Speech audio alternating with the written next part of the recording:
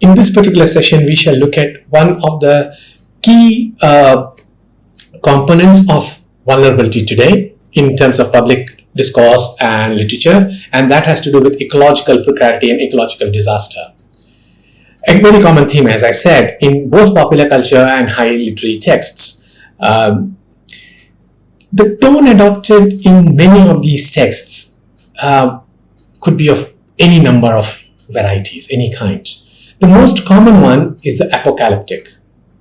This is the usual end of the world scenario. The world has ended or is ending.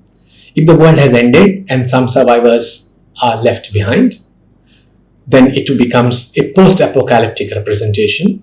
And the post-apocalyptic representation is marked by this struggling group of survivors battling the elements, battling the loss of technology, trying to return to older ways of agriculture, of community formation, community living, etc. In this particular kind of text, the world has ended in more ways than one. Although buildings might survive, there is no electricity. The very structures of modern life have been erased. Fuel has dried up. So the survivors struggle to return to primitive agricultural practices. There is the theme of terraforming, which is basically the attempt to repopulate another planet as Earth was once populated, to inhabit, make another planet a home for humans because Earth itself has been rendered inhospitable. Most of these texts apportion blame to humans for the ecological disaster, which we can now call anthropogenic disaster because the disaster originates in human actions. There is a certain, shall we say, moral or didactic tone which points to human behavior, human lifestyles, which includes excess consumerism, rampant resource depletion, greed, etc., which have brought us to this particular state. New and monstrous forms of life emerge. Plants have mutated, animals have mutated, humans have also mutated. And of course, then there are texts that deal with extraterrestrial origins of disaster. So let's go through these varied modes of talking about ecological disaster and ecological precarity. This particular scene, well known from the film 2012, is one particular example. There are several others which talk about earthquakes and tsunamis, the arrival of a new ice age, forest fires, toxins and droughts. And this particular visual from The Day After Tomorrow shows the arrival of a new ice age where the world, in this particular case Manhattan, has frozen over and the new ice age is upon us. And these are, as you can see from the slide itself, popular cinematic representations of ecological disaster. These representations talk about extinction events, extraterrestrial sources, meteors arriving, comets arriving, some piece of space debris arriving on Earth, some forms of life, such as the film Life itself, titled Life, where extraterrestrial life forms arrive in the form of either habiting the human form, which would be the original story of Alien, for instance, or they come as their or themselves, right? There is species loss, there is a rise of mutated species, and of course, various medical and biological conditions, sterility, cancer, etc. If you move towards literary representations of eco-precarity, a favorite theme is of new epidemics which arise and devastate the world. So you can look at Maggie G's The Ice People, which is up on the screen, which talks about a new kind of Ebola coinciding with hemorrhaging sleeping sickness. And if you recall what we have said about melodramatic representations, here is one. It's also a very visceral, embodied representation that disaster has to be primarily measured in terms of what it does to bodies. And there are, of course, alarming statistics and problems of fertility, etc., etc. Closer home, this is Ambika Sudan Mangad's novel about the endosulfan tragedy in Kerala, titled Swarga. And here is the description. Swarga is named after the condition where there's an abundance of water. But as the novel says, the poison's been sprayed on those water bodies. 25 years. If it were a well, you could cover it, but the poison that falls on the hill, it gets into the surangas and reaches you, your home. Isn't that why this place is full of sick people? That's a quote from Swarga. What does it represent? It, as a literary text, represents uninhabitable ecosystems, uninhabitable biomes, where human activity, the poison here is pesticide, the toxin has made life impossible, unsustainable. Human-made anthropogenic toxification, which has rendered the entire ecosystem unlivable. Then, of course, there is anthropogenic disaster stemming from the fact that humans refuse to learn, where humans have been cautioned several times. And if there are people here who follow the IPCC reports annually, they issue warnings about the rising temperatures. So 2023, they said 1.5 degrees centigrade rise of temperatures will itself be devastating in the consequences that will be visited, including the rise of water levels, sea levels, and the therefore eventual drowning of cities. But the question these texts ask is, who listens? Who listens to the scientist, the climatologist, who has been warning us, who has been shouting from rooftops that disaster and devastation is coming if we don't learn? And many of these people, as in the authors and popular representations, will have instances of statisticians, climatologists, meteorologists who are trying to get the attention of the world, saying, look, this is important, please listen, and nobody listens. Many of the movies you will see, the scientists being brushed aside, their report saying, oh, this is all rubbish, or worse, you're being told you are an alarmist, And look at this excerpt from Margaret Atwood's Mad Adam trilogy. The people in the chaos cannot learn, they cannot understand what they're doing to the sea and the sky and the plants and the animals. They cannot understand that they're killing them and that they will end by killing themselves. And there are so many of them. Each one of them is doing part of the killing. And when you tell them to stop, they don't hear you. That's important. They don't hear you. So what the literary text, what the popular text tries to show is that we are unwilling to accept, we are unwilling to learn, and that mutually assured destruction, acronym as MAD, MAD, is inevitable because we don't listen, because we just don't want to listen. Ecoprecarity is my term for the discourses of fragility, vulnerability, power relations across species, and imminent extinction. Ecoprecarity is at once about the precarious lives humans lead in the event of ecological disaster, but it's about the environment itself. So ecoprecarity has two principal dimensions. It is ecological disaster, as in what happens to the lives of humans, the precarious lives of humans, but also the environment itself, which has been rendered precarious thanks to human intervention in the Anthropocene.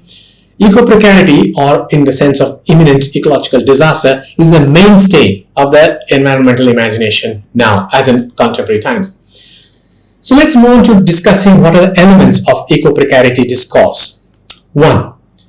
The ecosystem of the earth and its various regions have been rendered fragile and precarious in the Anthropocene. Many of you know the term, we have also mentioned it in passing. Anthropocene is the era of human intervention into the history, into the life cycle of the earth. So just as we have Pleistocene and other ages geological markers, we now have a marker of human interventions. The exact dating of Anthropocene remains controversial and the debate continues, but we will put that aside. But the point here is the entire ecosystem, the entire planet Earth, these have been rendered fragile and precarious and is represented in terms of the degradation and destruction of habitats, which means the loss of animal populations because they are unable to live any longer, find food, and the destruction of nature, which we have more or less historically taken for granted. So because the ecosystem and its biomes have been damaged, the ecosystem itself becomes threatening to life with the toxic landscape everywhere. Then ecoprecarity is also going to talk about the relationship between and among humans and other life forms and non-human life forms. So it is about the interaction between humans as a form of life and other non-human life forms, but also between life and non-living, which would be, for example, the geological or the mineralogical interaction with humanity and other life forms. And this relationship is itself pushing several species towards their death. Several forms of life are wasting away at the altar of human development and modernity, right? Then, of course, there is the within species precarity. The integrity, the coherence of the species itself has begun to slowly collapse. The human body or the form of the human person has begun to erase, become blurred. Personhood itself is beginning to be called into question. What Cheryl Vint, the critic of science fiction, talks about as a new mythology of becoming. And the authors envisage a change in the form of the reproduction of life itself. It could be cloning or genetic engineering, alien invasion, or any other, which thereby threatens the traditional heterosexual model of human reproduction. Then there will be the bigger question of belonging. Given the overriding importance attached to genetic origins and filiations and the tendency towards a certain genetic determinism, what about structures like community or family or social belonging? What happens to them? This is the kind of work that Kimberly Tolbier has extensively studied, where she notes how traditional models of belonging, of family and kinship have been altered because now we start talking in terms of genetic connections and genetic families and gene pools. Then there is, of course, the contemporary practices, principally human lifestyles that have sought security and comfort, which oddly enough has produced a vast amount of waste, and that waste threatens the lifestyle that produces them. Susan Saint Morrison and others have spoken about the fact that waste itself is a form of history. It provides an alternate history of humanity itself, that the lifestyle which produces waste is itself threatened by the waste that it has produced. Then there are, of course, xenocides, whether of alien species by humans or of humans by alien species, where we are looking at interspecies war, and one species threatens to or wipes out another species. In the eventuality of any such ecological disaster, cultural entropy sets in. By cultural entropy, we mean the collapse of existing social norms, forms of social behavior, conventions that determine social relations. New ghettos are formed, new social hierarchies are formed, and you know that in science fiction, genetically enhanced humans begin to occupy the higher echelons of society. Those who are not enhanced become the lower or slave segments of the population, or the ordinary humans, so to speak. Then there are surplus populations, totalitarianism. Totalitarianism, by the way, is a favorite subject in eco-dystopias. There are also novels and films that talk about the transformation of the humans and the new biopolitical systems that come into place. For example, some are rendered zombies or slaves, and these become parts of or components of a new system of community. And that is also, of course, violent, oppressive, totalitarian, like I said. If you recall, we spoke already about scientists not being heard, and that humanity refuses to listen to voices that tell us that climate change is inevitable, that climate disaster is imminent. Denialism, as this is called, is a very common feature of eco-precarity discourse. And the Ice People, the novel,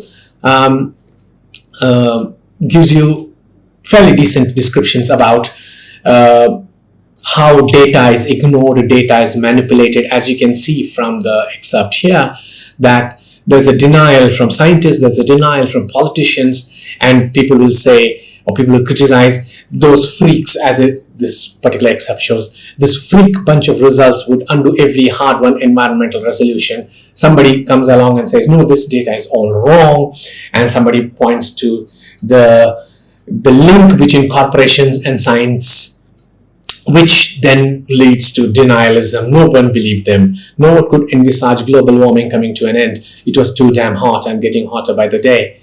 And this particular novel shows how the entire system moves from data provided by certain scientists, which shows that global warming is coming to an end, and eventually it's forgotten, and then the ice age sets in.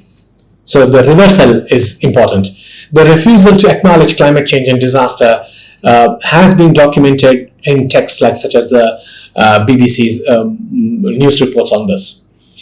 Now, the question we need to ask, because principally we are concerned with the form of literary representations, as to why literature should respond to ecological precarity or ecological disaster.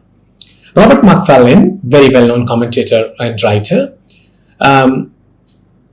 writes that any literary response to the present situation would need to be measured and prudent, and would need to find ways of imagining which remained honest to the scientific evidence. It might require literary languages which are attentive to the creep of change, which practice a vigilance of attention and a precision of utterance. McFarlane is actually speaking about the language of ecological precarity, the language of ecological disaster. How do we speak about it? If you recall, we began by talking about the apocalyptic tone being adopted, and people who are writing novels, making films which speak about, which represent the end of the world as imminent. But is that the best way to talk about it? As in, do we want to frighten people into accepting climate change and its inevitability? But as McFarlane says and shows here, because it's not an instant of disaster, it's not a single moment of disaster, but climate change is gradual. The phrase he uses is attentive to the creep of change, that it's incremental, it's not always visible. What is the best way to talk about it? Because climate change occurs over a longish period of time. It is built up, it's incremental, it's progressive. It's not necessarily one fine day everything changes, but over a period of time everything changes. So that's one question. Amitav Ghosh's now very well-known famous celebrity text, The Great Derangement, argues that for a very long time, humanity has remained stuck with novels that deal with the internal condition of man, of humanity. That is, the modern novel is actually looking at consciousness. It's looking at people's mind, our ideas, our subjectivity, and not always concerned with larger political questions, larger issues. What Ghosh talks about in The Great Derangement is the need for literature to engage with much larger concerns such as climate change, and that you cannot always be looking at what literary critics would talk of as interiority. So these two examples, Robert McFarlane and Ghosh, both of them are actually looking at ways of talking about, ways of cautioning people about climate change and ecological disaster. So if apocalyptic models, apocalyptic tones are the best way to talk about it, or is it better to talk about the slow progress of change? If you know your Ghosh novels, Ghosh will trace all these via a set of characters in history too. So if you look at his works more recently, he is talking about how colonialism actually resulted in very specific economic changes, but also changes in the environment. For example, his work, The Nutmeg's Curse, does talk about this particular aspect of colonialism and ecological linkages. So what would be the best tone to be adopted? Now, if you look at science fiction, as people have noted, is an attempt to imagine, say, alternate worlds, alternate ways of being, different planet, this planet modified, etc. That kind of novel engages with the environment in ways that the modern novel doesn't. And that the fact that the modern novel doesn't is typically Ghosh's concern that we are no longer interested in the world outside. A bunch of novels coming out of the post-colonial phase, specifically the formerly colonized nations, or what is sometimes called the global south, looks at historical change, but also how in the post-colonial period, in the post-colony, many of the policies adopted by the government, by the state, and by the corporate bodies are actually anti-environment. And they show how many of these texts, many of the policies, are in fact detrimental to the environment. And this kind of fiction alerts us to the continuity between, say, European colonization, which played havoc with the environment, and the post-colonial, which is supposed to be a little more attentive to the environment, but is actually not quite the case. So many of these texts are important for this particular reason. And that's all for now. Thank you.